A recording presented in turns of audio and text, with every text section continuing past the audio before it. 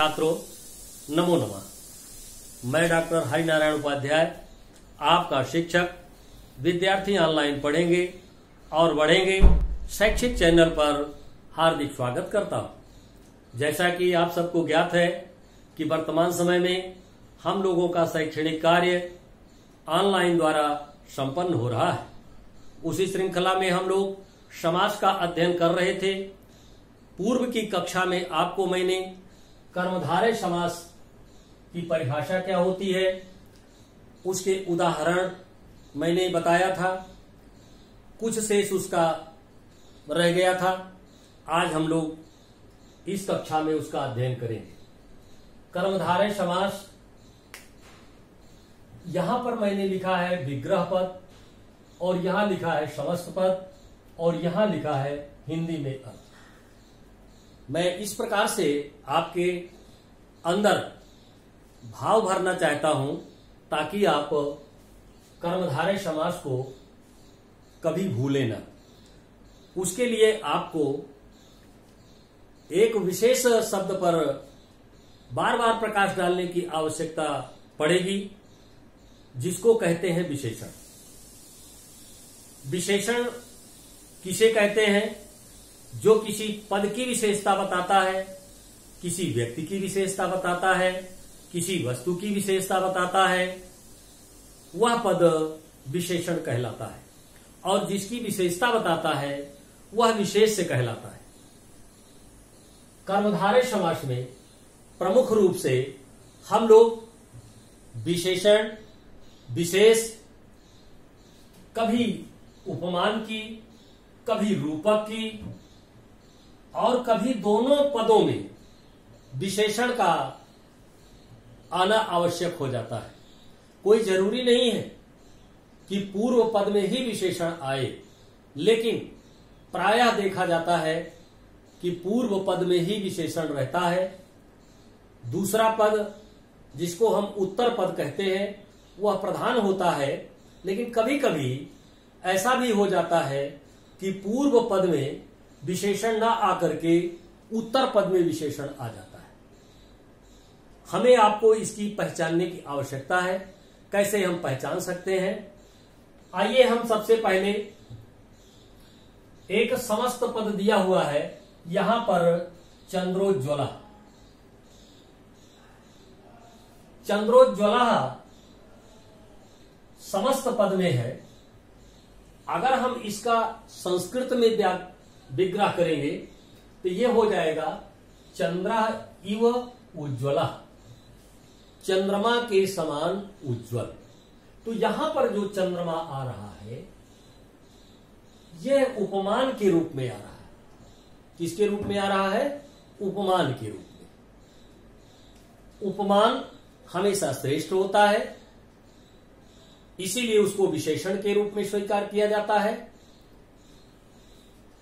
यहां पर चंद्रा उपमान हो गया। इसी तरह से यहां पर समस्त पद में नरसिंह शब्द है। नरसिंह शब्द को जब हम यहां विग्रह पद में लाएंगे तो हो जाएगा नरसिंह इव। नरसिंह एक में है और यहां पर नर सिंह के रूप में। तो सिंह यहां पर क्या हो गया? यहां पर वो उपमान हो गया। इसी तरह से यहां पर समस्त पद में है नवनीत कोमलम। नवनीत का अर्थ होता है मक्खन। मक्खन कितना कोमल होता है उसको आप लोग स्वयं अनुभव करते हैं, देखते भी हैं। यहां जब हम इसका विग्रह करेंगे, विग्रह पद में करेंगे, तो यह हो जाएगा नवनीतम इव कोमलम, मक्खन के समान कोमल।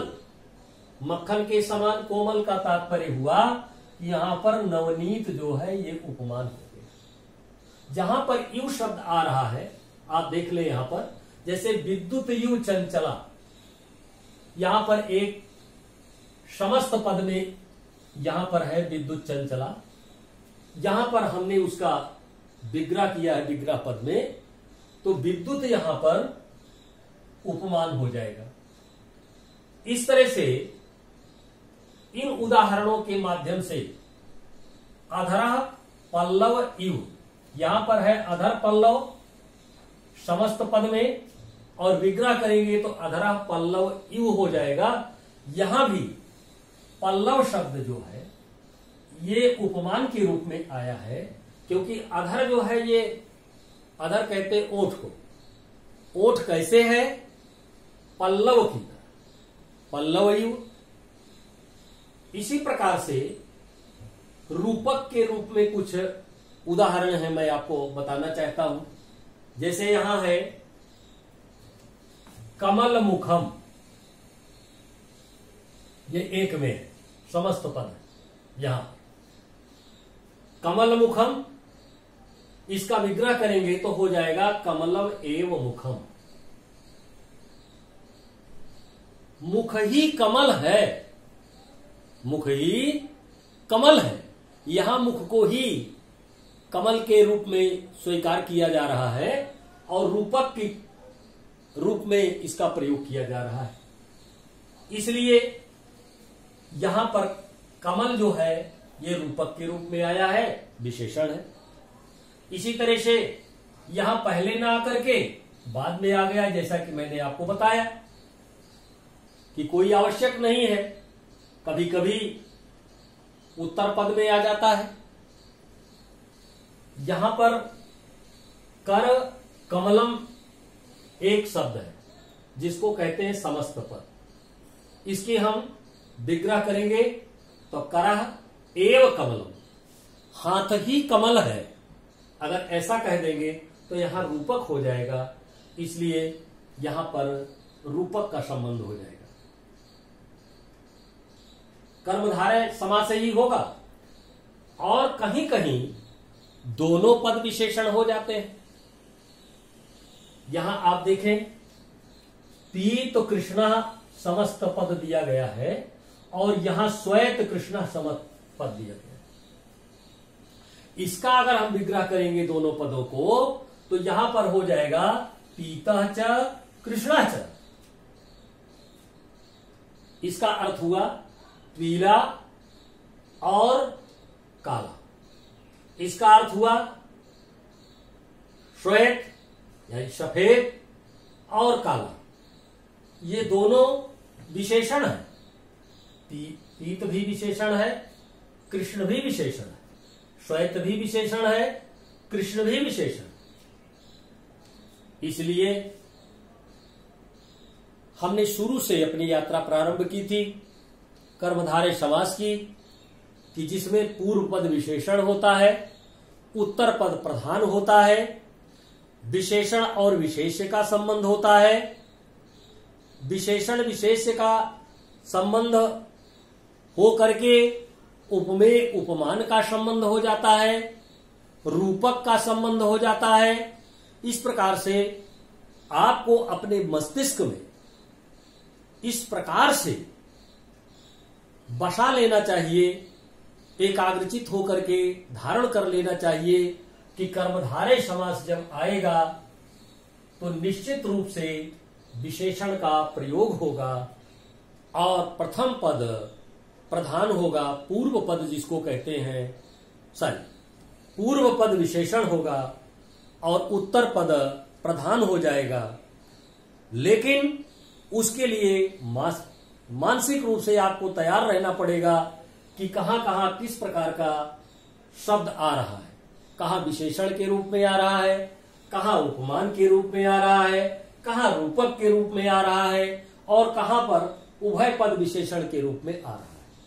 इस प्रकार से आज मैंने आपको कर्मधारय का अवशेष भाग पढ़ाने का सरलतम विधि से प्रयास किया। मुझे विश्वास है कि आप सबको निश्चित रूप से समझ में आया होगा। हम लोग अगली कक्षा में पुनः मिलेंगे। आज यहीं पर हमारी कक्षा विश्रांत लेती है।